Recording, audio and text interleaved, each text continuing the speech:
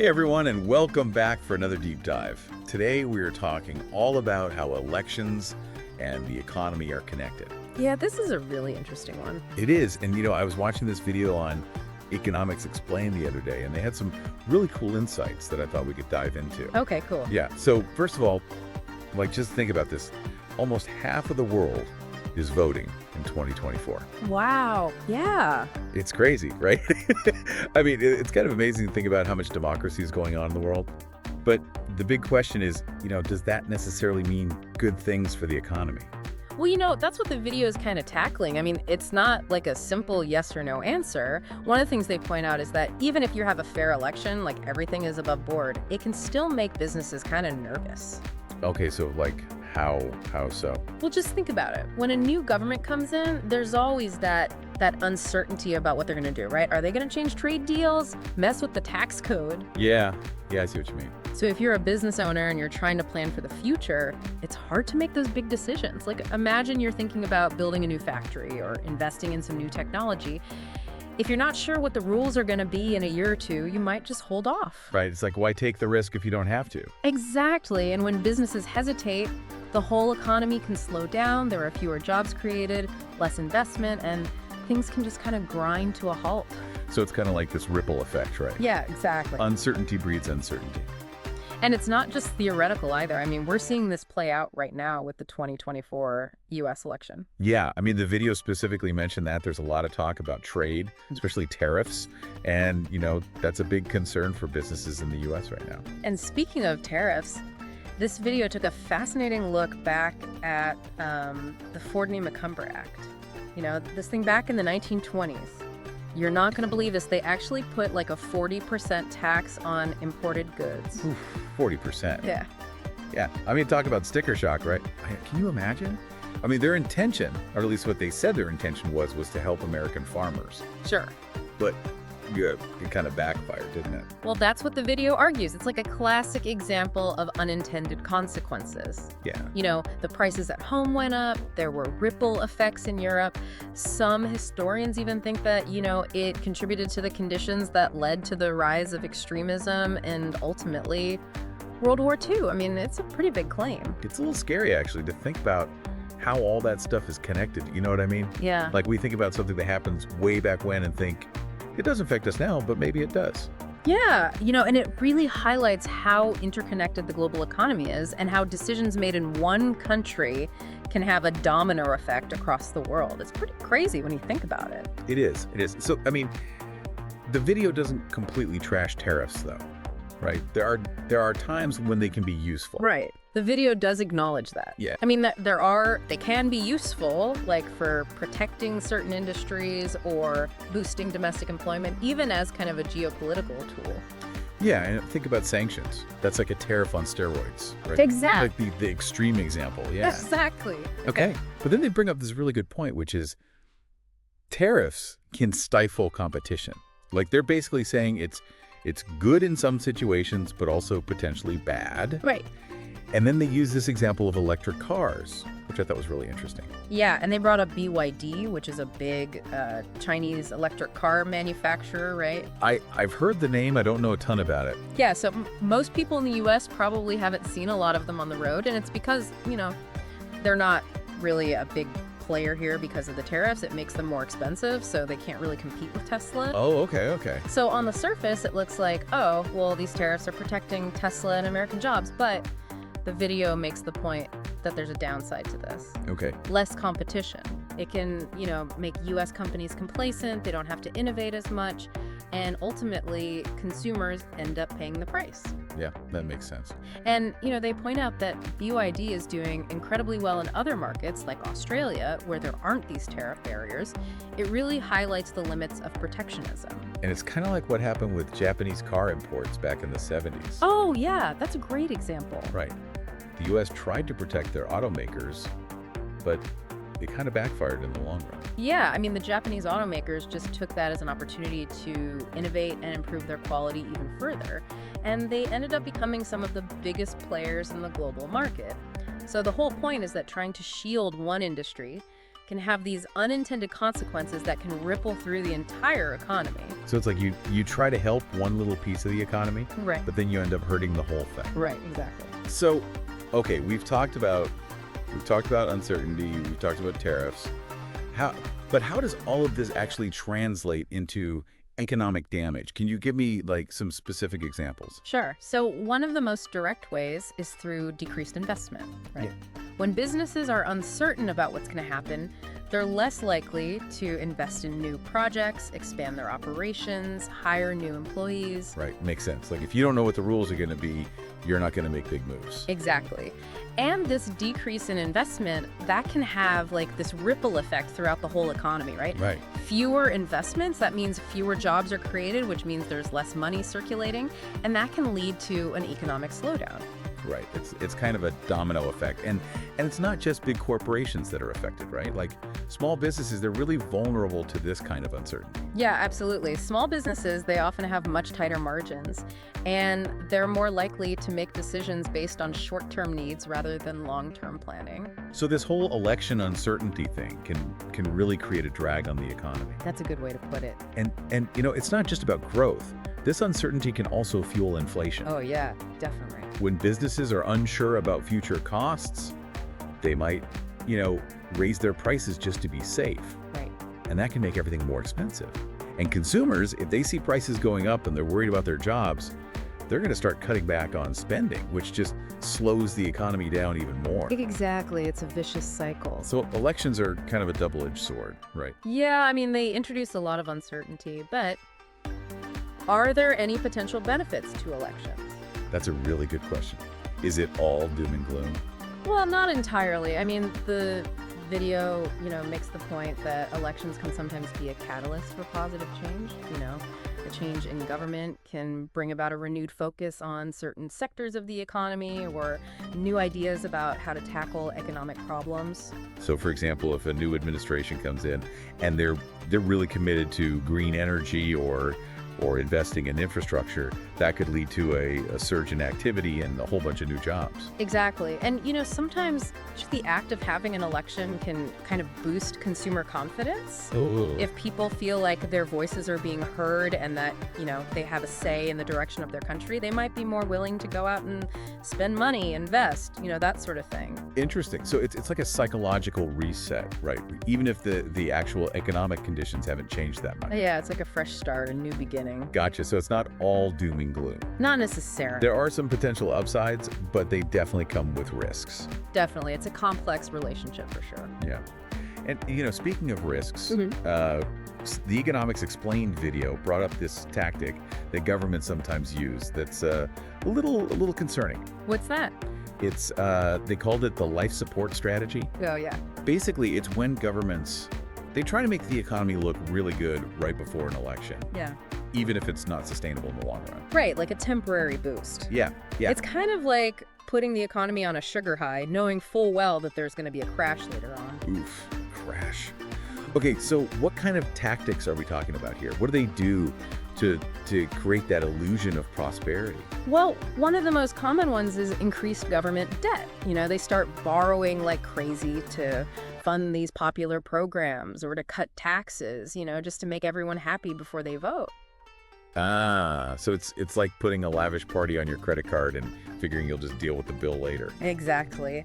And the problem is this kind of short-term thinking, it can have some really nasty long-term consequences. Like what? High levels of government debt, they can stifle economic growth, it can lead to higher interest rates, and it can make it really hard for businesses to invest and create jobs. So it's a gamble, right? Yeah. You might get a little bump in the short term, but you're risking the long-term health of the economy. Exactly, and that's why fiscal responsibility is so important, especially during election season. It's easy for politicians to make all these grand promises, but you gotta wonder how they're gonna pay for it all. Yeah. Okay, so that's government debt. What other tactics do they use to try to prop up the economy before an election? Well, another one is rushing through infrastructure projects. So like building bridges to nowhere just to create the appearance of progress. Yeah, essentially.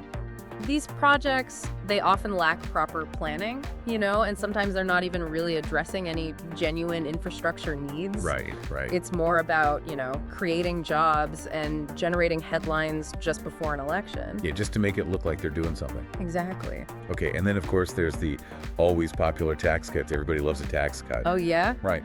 But, I'm sensing a but coming here. Yeah, there is a but. Okay, what's the catch? Well, tax cuts can be a useful tool to stimulate the economy, but they need to be part of a broader strategy. If they're not carefully designed and implemented, they can actually lead to a decrease in government revenue. Right. Which means less money for things like education and healthcare. Exactly. And, if the government isn't bringing in enough money, they have to either borrow more or cut services. Exactly. And this is why having these independent institutions like the Congressional Budget Office is so important. They can kind of, provide that nonpartisan analysis and help make sure that those decisions are based on sound economics rather than just trying to win votes. Right. So it's all about checks and balances, right? Right. We need these independent watchdogs to kind of keep an eye on things and make sure that the government isn't just thinking about the short term. Absolutely. And this is where informed voters come in. If we understand the importance of those checks and balances, we can hold our leaders accountable and make sure that they're not putting their own political interests ahead of what's best for the economy as a whole. Exactly. And, the Economics Explained video really drives home this point, that an informed electorate is so crucial, especially during election years. We need to be able to see through the smoke and mirrors and make informed decisions.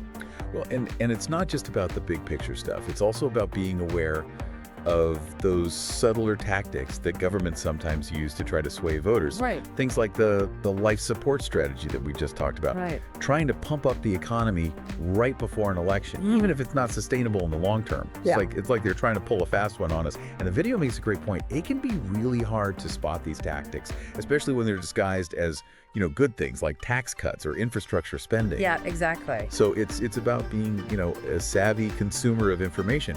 Don't just take things at face value. Do your research, ask questions, and be really, really wary of promises that sound too good to be true.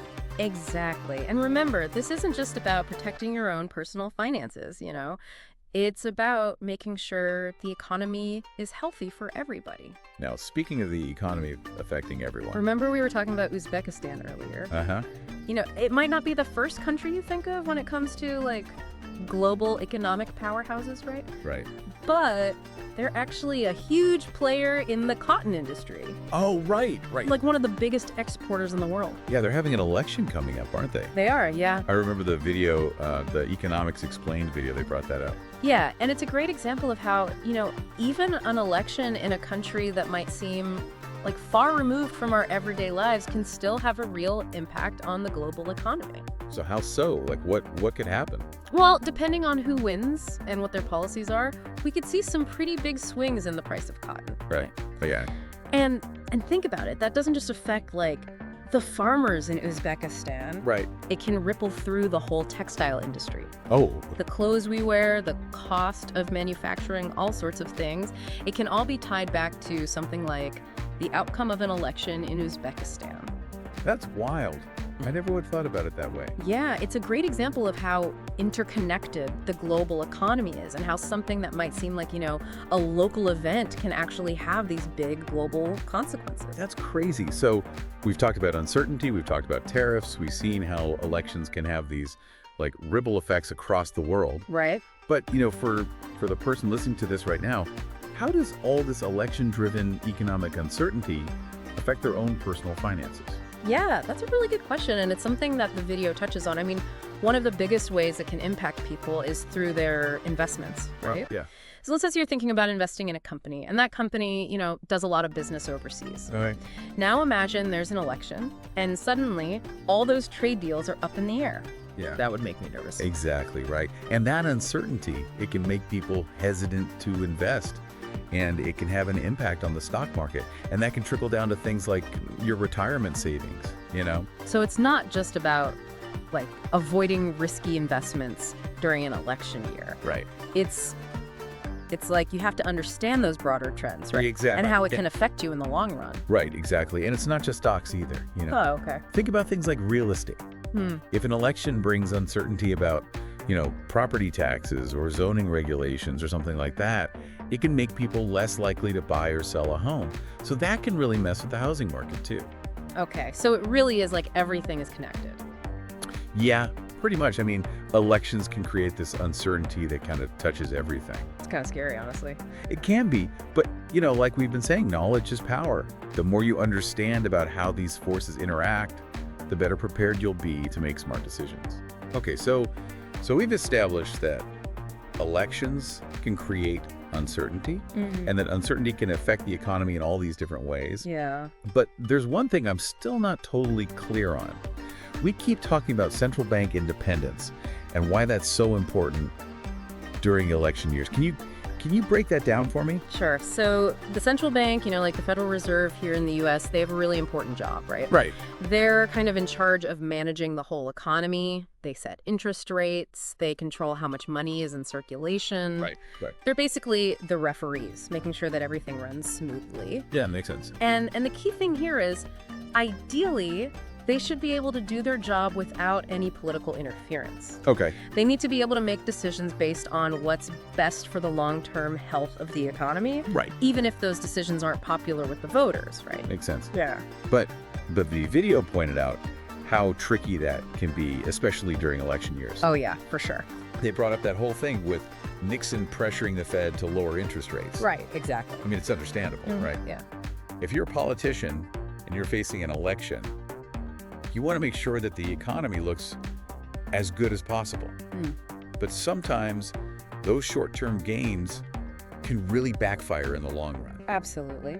Okay, so the central bank needs to be able to stand up to that kind of pressure and make the right call, even when it's tough. That's why it's so important for them to be independent. And they use that example of Turkey, right? Showing how when the government starts meddling with the central bank, it can really mess things up. Yeah, it almost never ends well. Okay, so that's where informed voters come in. Right, exactly. If we understand how important this stuff is, we can hold our leaders accountable. Exactly. And we can make sure that they're not putting their own political interests ahead of what's best for the country. Okay, so the Economics Explained video is really emphasizing how important it is for people to understand how the economy works, especially during an election year. Yeah, it's all about being an informed voter and making informed decisions. And, it's not just about those big picture things either. Right. You have to be aware of the smaller, more subtle things that governments do to try to influence voters.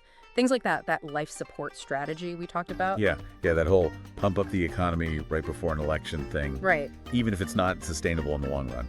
It's tricky because it can be hard to spot those things, especially when they come disguised as, positive things like tax cuts or new spending programs. Yeah, how do you tell the difference between a good policy and a political stunt? Well, that's where, doing your research and asking questions comes in. Like, for example, if a government announces a big infrastructure project right before an election, ask yourself, does this actually make sense? Is it addressing a real need? Or is it just a way to, create some jobs and generate good press before people go to the polls? Okay, so don't just take things at face value. Yeah. Do your homework, do your research. Exactly. And especially be careful about promises that sound too good to be true. Absolutely. And remember, that this isn't just about protecting your own money. It's about making sure that the economy is healthy for everyone. It's about making sure we're making smart decisions that will benefit the country in the long run. Okay, so we've covered a lot of ground here. Yeah. Uncertainty, the importance of central bank independence, those sneaky tactics that governments use. It's a lot to take in. It is, but it's important stuff. It is. And before we wrap up, I want to make sure we give our listeners some practical advice. Knowing all this, what can they actually do to navigate these uncertain economic times? Well, the Economics Explained video, they have a pretty simple answer. And it boils down to two things.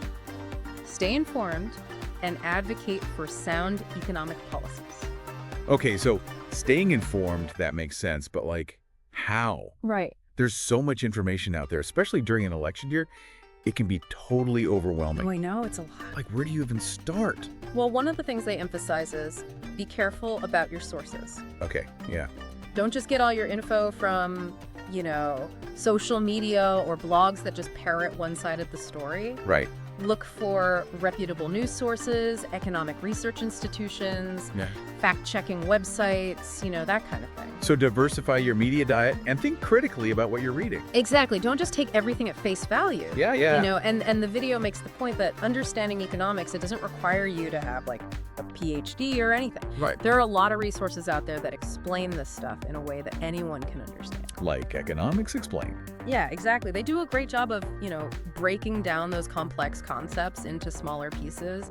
They use visuals, real-world examples. And speaking of real-world examples, I like how the video connects this back to the listener.